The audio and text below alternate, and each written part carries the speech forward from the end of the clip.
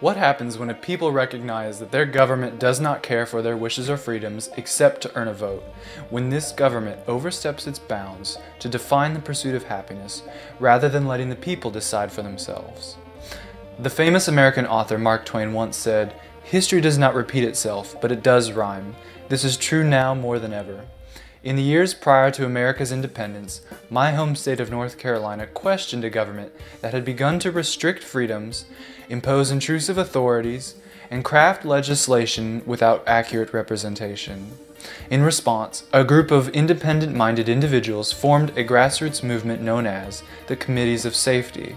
2 years later, the committees united under a Council of Safety, which proposed the Halifax Resolves to urge the delegates sent to the Second Continental Congress to officially declare independence from the British Empire.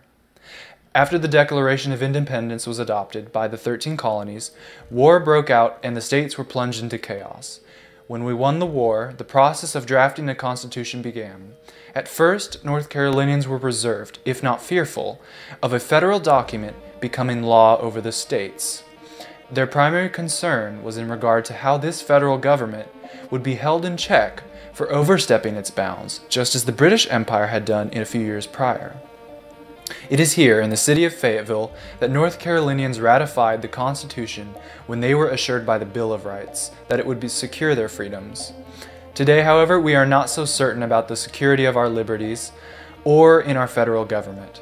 This very Constitution that North Carolinians debated over included one provision, however, to ensure that such intrusions by the federal government will be kept at bay. Article 5 states that Congress may propose amendments to the Constitution at any time if 2/3 of the houses of Congress agree. The alternative is that a convention of states can propose amendments if 2/3 of the states submit an application for such a convention. Our ancestors realized that the federal government may one day abuse the Constitution and infringe upon the rights of the people. We now face a situation where these transgressions must be protested and rectified by restoring freedom to the people as the founders intended. Will you stand up for your freedoms and rights? Join the grassroots movements at conventionofstates.com to help make a difference. My name is Gabriel Johnson, and thank you for watching.